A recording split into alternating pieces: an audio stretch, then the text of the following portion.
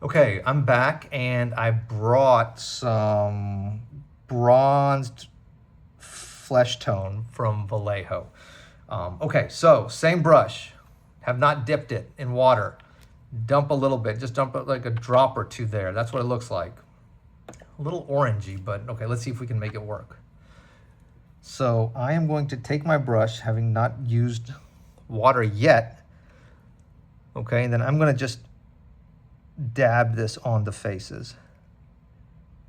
Trying to be careful-ish.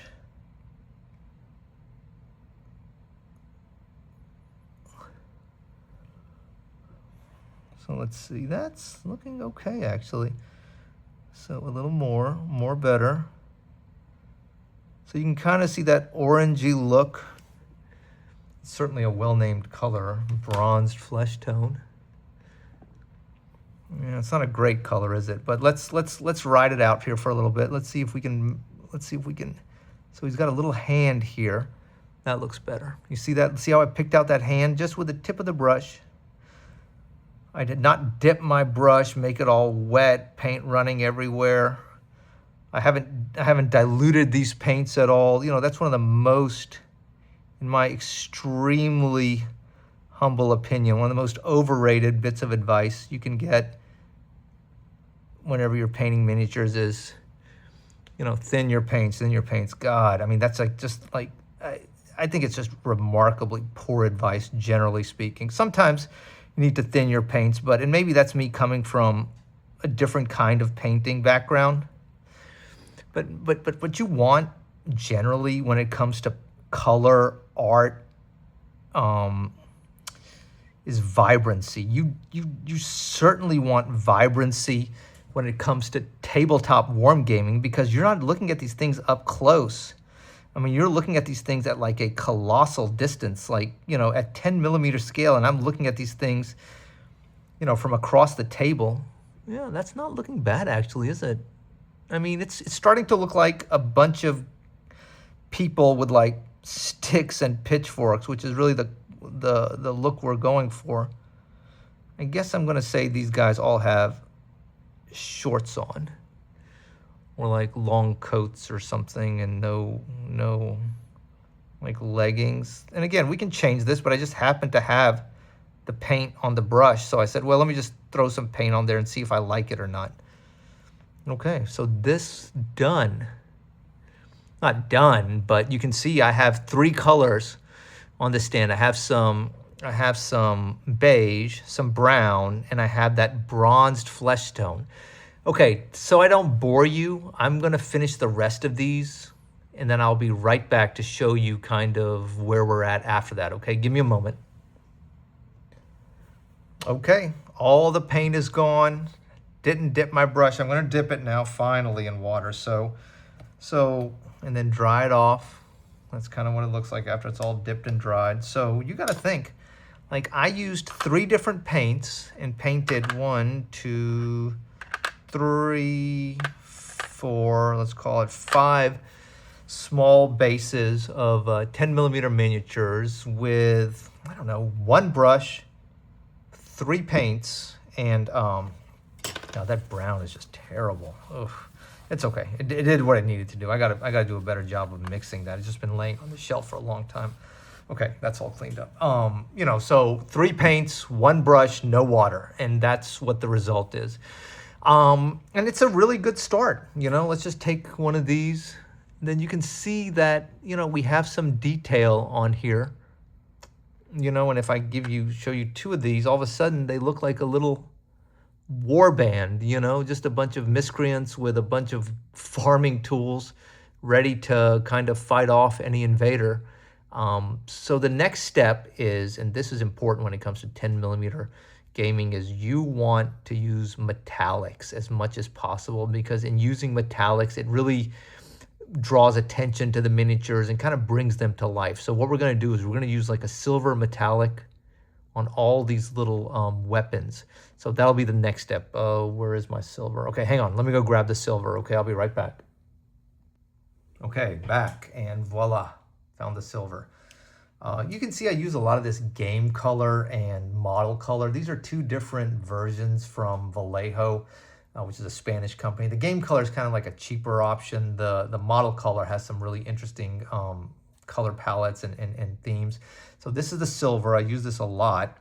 And then I'm just going to use that much, just a little bit. And then same brush. I put it in some water. I've dried it on the towel. And then let's see if we can see the effect of picking out some of these sticks and sickles and stuff that my guys got. So let's see here. Look at that. Oh man, that's always such a nice part of this process. Like if you can just pick out these little weapons, it really goes a long way. And I'm just using the edge of the brush there. You know, look at that. So you can just, you can see the effect really strongly on the edge of the table or like at arm's length. You know, so it really draws your eye. See, look at the guy on the left that doesn't have any shiny weapon, and then all the other guys. It's a cool effect. And so it's really helpful in these smaller scales. And it's weird, as I've gotten older, I really appreciate smaller scales. Well, as long as, you know, my vision notwithstanding. So let's see here. It's pretty good on the back. And this weapon here, whatever that is, like a little pitchfork. So there we go. You can see that. Let's do one more. And I'll do the other three off camera. So again, these two weapons are crossed. So we'll do those together. I'm just using the edge of the brush. I just dipped it initially in the silver. I have not needed any more. You know, and here's another dip. I'm using the edge of the brush. I'm trying to avoid the parts I've already painted. If you get some, it's okay. You know, these are like a ragtag bunch of like peasant, like a peasant militia almost, I would say.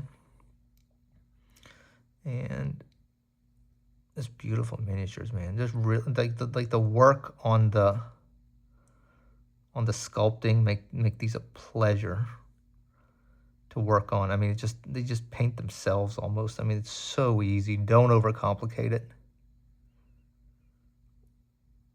See, look at that. Beautifully done. All right, give me a moment. It'll literally take me like a minute, but I don't want to bore you guys. So give me a minute and then I will show you the finished result after I get all of them done, okay? Okay, let's see here. All 5 stands are done with that little bit of silver paint, and you can just see the effect of the metallic. I mean, it makes a big difference. They do a lot of heavy lifting. Okay, so we have a couple more details we need to go over, but you know, I mean, this is getting close to being, acceptable.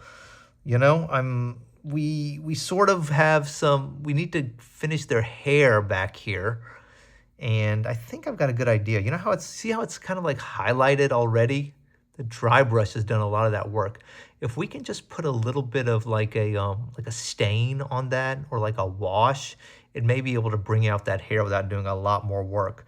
And so I think what we're gonna do to try to finish this is, let me see what kind of stain we have here. I'm sorry, stain. I mean like wash we have here. I may wash all of these after a few minutes of drying with something like maybe not Agrax Earthshade. That's a deeper stain. Maybe something like Seraphim Sepia, or I don't know if I have Seraphim Sepia. Maybe like some I think I have Skeleton Horde somewhere. I'll get some of that.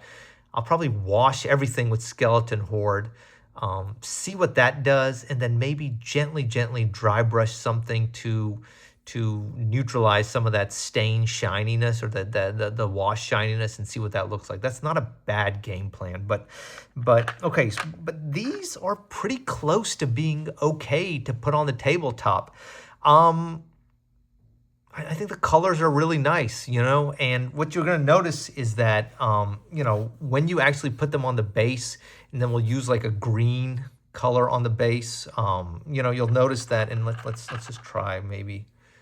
So, you know, that green is going to help bring out some of these colors. especially with some basing material. I think it's going to look good. Okay, so let me get the skeleton horde after these dry a little bit. Put that on there, do another little dry brush and see where that gets us, okay? 1 second.